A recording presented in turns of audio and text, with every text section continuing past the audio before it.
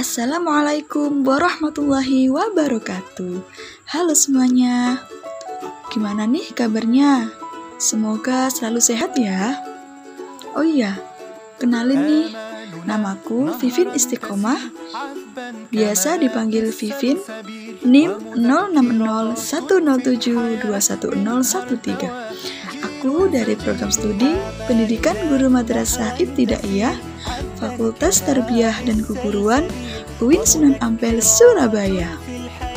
Di video kali ini, aku akan menjelaskan mengenai materi perkembangan penulisan hadis untuk memenuhi tugas mata kuliah studi hadis dari Bapak dosen Ahmad Naufal, MTHI. Oke, langsung aja yuk kita masuk pada materi yang pertama. Sebelum kita masuk pada materi pertama, aku akan memberikan sedikit materi apa yang akan aku bahas.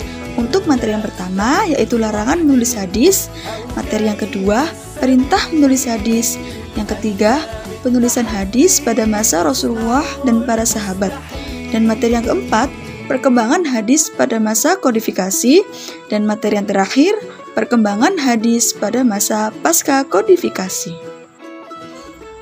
Materi yang pertama, larangan menulis hadis. Pada masa Rasulullah SAW masih hidup, para sahabat terfokuskan pada Al-Quran. Salah satu sahabat diantaranya ada yang pandai menulis, maka dari itu beliau ditugasi untuk menulis Al-Quran.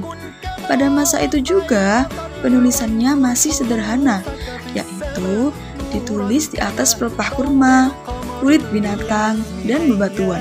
Sedangkan hadis saat itu tidak tercatat karena mengandalkan hafalan para sahabat Nabi, dan sebagiannya juga ditulis. Mengapa demikian? Karena Nabi pernah melarang untuk menulis hadis.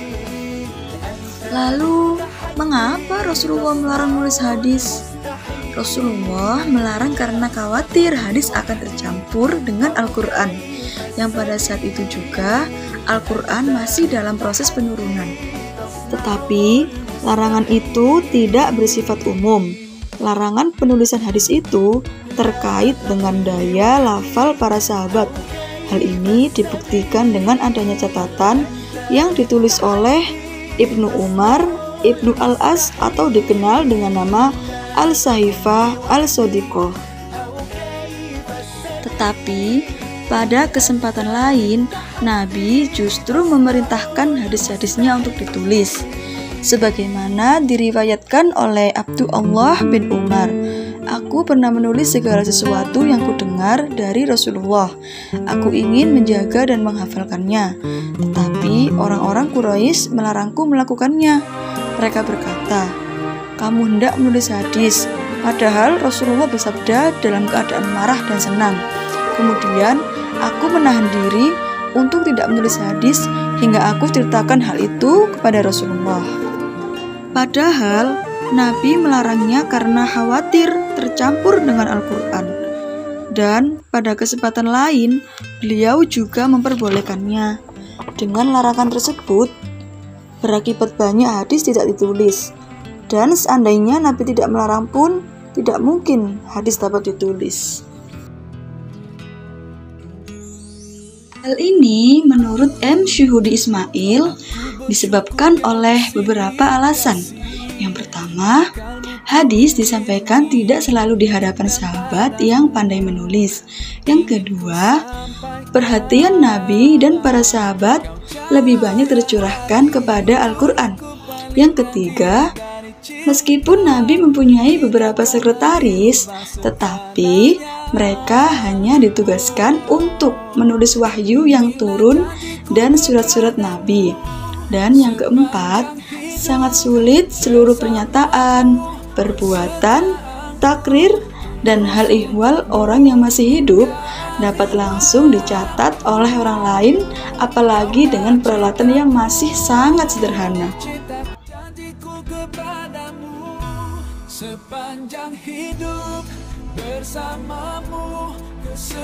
Untuk pembahasan yang kedua, perintah Nabi untuk menulis hadis. Hadis yang diriwayatkan oleh Imam At-Tabrani dari Rafi' bin Hudaj berkata, "Aku bertanya kepada Rasulullah bahwa sesungguhnya kami mendengarkan darimu segala sesuatu, kemudian kami menuliskannya. Kemudian Nabi bersabda, 'Tulislah dan tidak ada masalah.'" Untuk pembahasan yang ketiga, yaitu penulisan hadis pada masa Rasulullah dan para sahabat. Pada masa itu, hadis lebih dihafal dan diamalkan. Maka dari itu, sebagian sahabat Nabi ada yang memiliki hafalan hadis yang banyak. Meskipun dalam penulisan hadis belum mendapatkan perhatian, tetapi sebenarnya sudah terjadi pada masa Rasulullah. Hanya saja sifatnya yang masih individual, yang dimana mereka yang memiliki kemampuan menulis yang melakukannya sendiri, seperti yang dilakukan oleh Ibnu Umar. Kemudian para sahabat tidak menulis semua hadis, hanya hadis-hadis yang dipandang terlalu panjang dan spesifik, seperti hadis tentang ketentuan zakat yang hendak dikirimkan kepada Abu Musa al-Asy'ari, yang pada saat itu didelegasikan oleh Nabi ke negara Yaman, memohon agar ketentuan zakat dituliskan.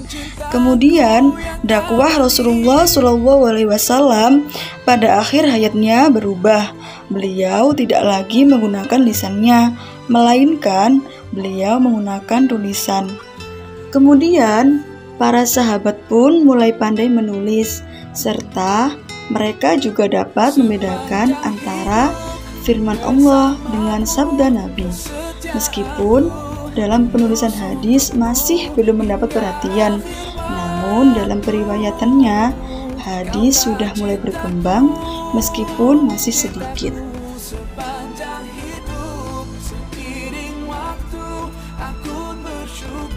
Pada pembahasan yang keempat, yakni perkembangan hadis pada masa kodifikasi. Pada masa ini dimulai pada pemerintahan Islam yang dipimpin oleh Khalifah Umar ibn Abdul Aziz sekitar tahun 99 hingga 101 Hijriah, Khalifah ke-8 Bani Umayyah.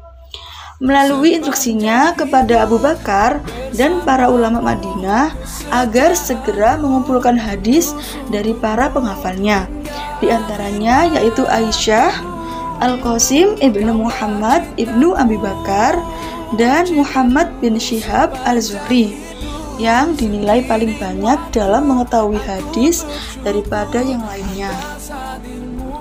Kemudian, faktor yang melatar belakangi dari masa kodifikasi hadis. Menurut Muhammad al-Zafzaf, kodifikasi dilakukan dikarenakan 1. Para ulama hadis telah tersebar ke berbagai negeri. Hal ini dikhawatirkan hadis akan hilang bersama wafatnya mereka. Sementara generasi penerus diperkirakan tidak akan menaruh perhatian terhadap hadis. Yang kedua, banyak berita yang diada-adakan oleh pelaku bid'ah atau al-mubtadi seperti Khawarij, Rafidah, Syiah, dan lain-lain yang serupa dengan hadis-hadis palsu.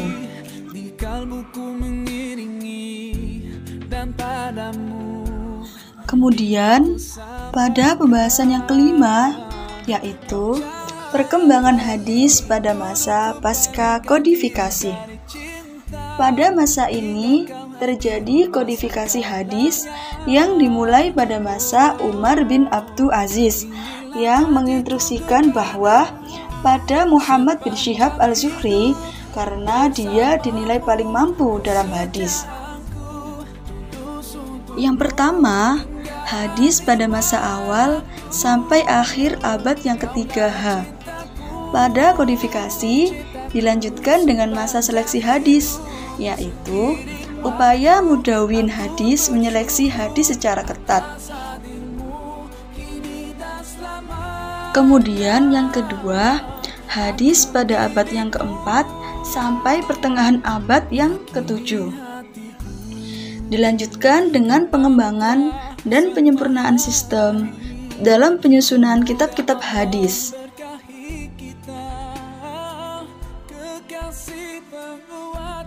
Yang ketiga, hadis pada masa pertengahan abad ke-7 hingga sekarang.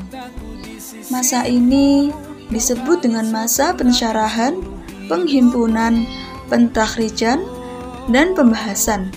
Pada masa ini juga, para ulama berupaya untuk mensyarahi kitab hadis yang sudah ada. Demikian pembahasan mengenai perkembangan penulisan hadis yang saya sampaikan. Apabila dalam perkataan, perbuatan, maupun pembuatan video terdapat kesalahan, mohon dimaafkan. Serta apabila terdapat pertanyaan, sanggahan, ataupun tambahan dari teman-teman, dipersilahkan. Saya akhiri, wassalamualaikum warahmatullahi wabarakatuh.